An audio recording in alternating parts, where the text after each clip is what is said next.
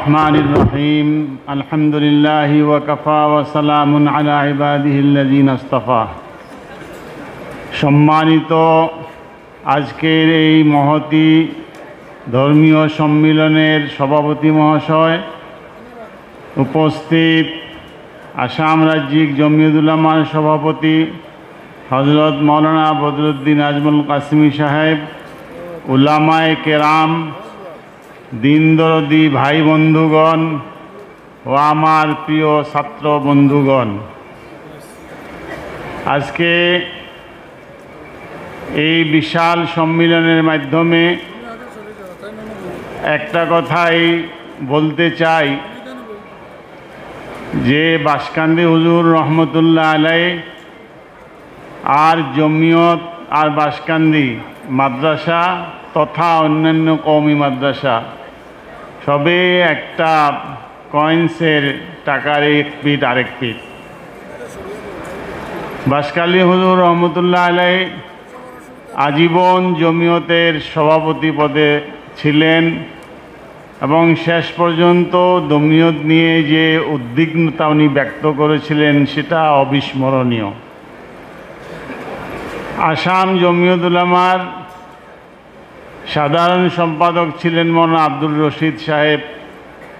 মৌলানা আব্দুর রশিদ সাহেব একদিন বলছেন, উনি এখনও জীবিত আছে, উনি নিজেই রাউি, যে বাসকান্দি হুজুর রহমতুল্লাহ আলাইহি যখন বেমারে পড়লেন, শেষ বেমার, উনি মৌলানা আব্দুর রশিদ আব্দুর রউফ সাহেব আসছেন ওনাকে দেখা করার জন্যে। কথাবার্তা হওয়ার পর বেমারির হালপড়সি করার পর ওনারা যখন বিদায় নিয়ে যায় তখন বাসকান্দি হুজুর খুব কান্দিছিলেন, কেঁদেছিলেন। তো এনারা বাহির হয়ে যাওয়ার পর আবার ডাকে নিয়ে গেছে। ডাকে নিয়ে যাওয়ার পর বলছে যে তোমরা, আমি কেন কান্দাকাটি করতেছি, তোমাদের একটা ভুল বুঝাবুঝি হতে পারে। আমি আমার মৃত্যুর পর আমার বাড়ি কিভাবে চলবে, ছেলেমেয়েরা কিভাবে খাবে না খাবে সেই চিন্তায় কাঁদছি না।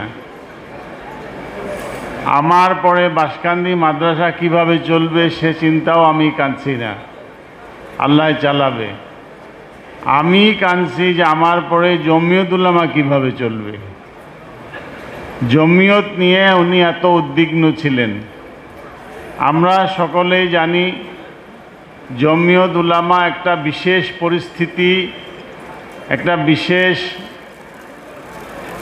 পরিপ্রেক্ষিত পটভূমিতে জন্ম নিয়েছে।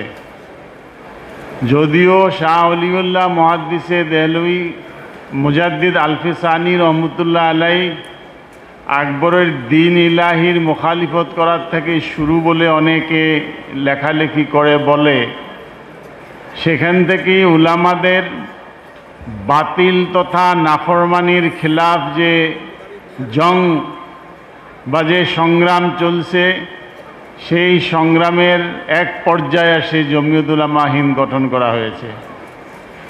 সম্মানিত বন্ধুগণ, জমিয়ত উলামা 1803 সন পর্যন্ত একটা পর্যায় ছিল।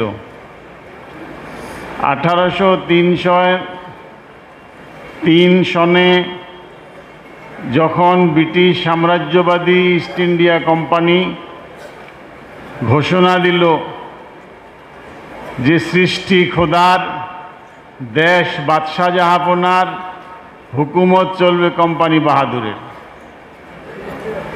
তখনই মুহাদ্দিস আব্দুল আজিজ দেহলভী রহমতুল্লাহ আলাইহি বলছিলেন যে দেশ আর স্বাধীন নাই, আমরা সব গোলাম হয়ে গেছি।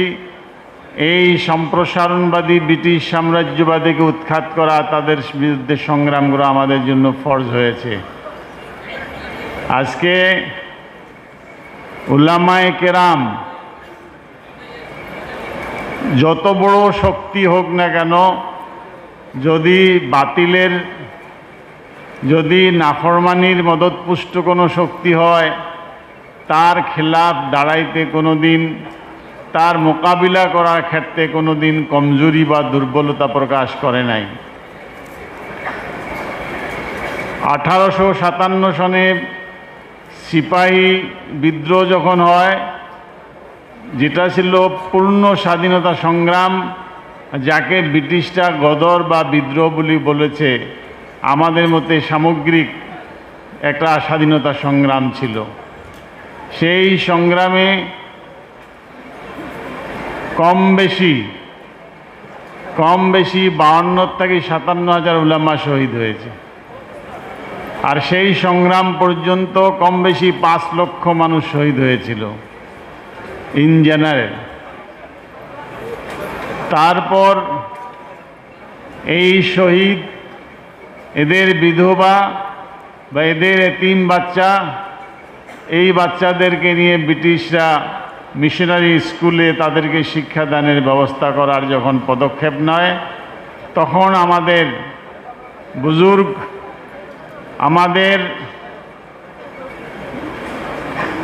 বিশিষ্ট আলিম, দারুল উলুম দেওবন্দের প্রতিষ্ঠাতা হযরত মাওলানা কাসিম নানুতুবি রহমতুল্লাহ আলাই, রশিদ আহমদ গাঙ্গুহি রহমতুল্লাহ আলাই, এনারা মিলে 1868 খ্রিস্টাব্দে 66 খ্রিস্টাব্দে দারুল উলুম দেওবন্দ প্রতিষ্ঠা করে। সম্মানিত বন্ধুগণ, আজকে ব্রিটিশ সাম্রাজ্যবাদীর শাসনকালে যে পরিস্থিতি হয়েছিল, আজকে সেই পরিস্থিতির প্রায় 100% না বলেও 99% একটা পরিস্থিতির সৃষ্টি হয়েছে। তখন যেরকম আমাদের ঈমান, ইবাদত, ইয়াকিন বিপদগ্রস্ত ছিল, আজকের দিনেও আমাদের ঈমান, ইয়াকিন বিপদগ্রস্ত, মাদ্রাসা বিপদগ্রস্ত, মসজিদ বিপদগ্রস্ত, আযান বিপদগ্রস্ত, 3 তালাকের শরীয়তের উপর হস্তক্ষেপ, জমিনের ওয়াকফ সম্পত্তির উপর হস্তক্ষেপ ইত্যাদি প্রত্যেকটা ক্ষেত্রেই আগ্রাসন একটা নীতি সরকার পরিচালনা করতেছে। এই সময় আমরা যদি একত্রিত হয়ে, ঐক্যবদ্ধ হয়ে এর বিরুদ্ধে যদি আমরা সাংবিধানিক মতে, গণতান্ত্রিক পদ্ধতিতে আমরা যদি এর প্রতিবাদ না করি, তাহলে আমাদের জন্য এটা অত্যন্ত ঐতিহাসিক ভুল হবে, যে ভুলের জন্যে আজীবন কিয়ামত পর্যন্ত আমাদের পরবর্তী নসল ভুগতে হবে। সম্মানিত বন্ধুগণ, আজকে জানেন এক জমিয়ত উলামার বাহিরে অন্য কোনো সংগঠন নাই যার রুট, যার শিপা ভারতবর্ষের প্রত্যেকটা কর্নার, প্রত্যেকটা এরিয়ার মধ্যে আছে। জমিয়ত উলামা দেশের ব্রিটিশ সাম্রাজ্যবাদের সময় থেকে নিয়ে দেশ স্বাধীন হওয়া পর্যন্ত এবং দেশ স্বাধীন হওয়ার পরবর্তীকাল পর্যন্ত জমিয়ত উলামা প্রহরীর মতো, চৌকিদারের মতো আজকে ইসলাম তথা মুসলিমের কৃষ্টি কালচার যে আছে তার রক্ষণাবেক্ষণ, তার হেফাজত করতেছে। আজকের দিনে যেভাবে আমাদের অন্যান্য আমাদের ঈমান, ইয়াকিন, কৃষ্টি কালচার হেফাজতের জন্য আমাদের যেরকম অন্যান্য অনুষ্ঠান প্রতিষ্ঠানের দরকার, ঠিক তদ্রূপ না তার থেকে বেশি আমাদের দরকার জমিয়ত উলামা হিন্দকে শক্তিশালী করা। জমিয়ত উলামা হিন্দকে অধিক শক্তিশালী করা আমাদের দরকার। আপনারা জানেন আজকে এনআরসি নিয়ে, উৎখাত নিয়ে তথা বিভিন্ন ধরনের সমস্যা আজকে জর্জরিত হয়ে গেছে, বিশেষ করে মুসলিম সমাজ।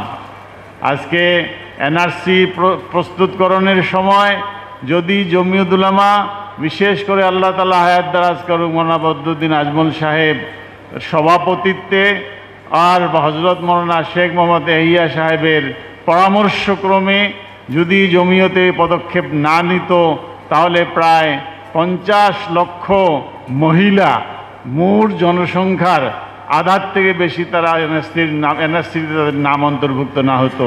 Panchayat certificate validity, panchayat certificate শুদ্ধ অশুদ্ধ হওয়ার উপরে যেটা রায়দান দিয়েছে। এইভাবে আজকের দিন পর্যন্ত মাদ্রাসা বুর্জা দিয়ে ভাঙ্গা, মসজিদ ভাঙ্গা তথা 3 তালাক ইত্যাদি নিয়ে জমিয়ত উলামা, আসাম জমিয়ত উলামা আজকে প্রায় 14টা মোকদ্দমা হাইকোর্ট, সুপ্রিম কোর্ট, লোয়ার কোর্টের মধ্যে লড়তেছে। গতিকে সম্মানিত বন্ধুগণ, সময় খুব কম, আমি আপনাদের কাছে অনুরোধ রাখব, বিশেষ করে যারা নাকি আজকে এখান থেকে সনদ নিয়ে ফারিগ হয়ে এখান থেকে যারা নাকি আজকে মৌলানা হিসাবে স্বীকৃতি পেয়ে যাবেন, আপনাদের কাছে বিশেষভাবে অনুরোধ, আমরা যাতে জমিয়ত উলামার সঙ্গে একটা সম্পর্ক রাখি। জমিয়ত উলামার সাথে সম্পর্ক রাখা আমার জীবনে মানে 2, 3, 4টা অলৌকিক ঘটনা ঘটছে জমিয়তের বরকতের জন্য। গতিকে আল্লাহর মদদের সাথে আছে, আল্লাহর রহমতের হাতের উপরে আছে। গতিকে আমরা সকলেই যাতে জমিয়ত উলামাকে আরও অধিক শক্তিশালী করতে পারি এবং জমিয়ত উলামাকে অধিক শক্তিশালী করার ক্ষেত্রে আমরা যাতে পদক্ষেপ নেই, এই আহ্বান, এই আশা রেখে বিশেষ করে এই নতুন প্রজন্ম আপনারা যে আজকে ফাজিল হতেছেন, আপনাদের কাছে অনুরোধ রেখে আমার বক্তব্য এখানে শেষ করছি। খুদা হাফিজ।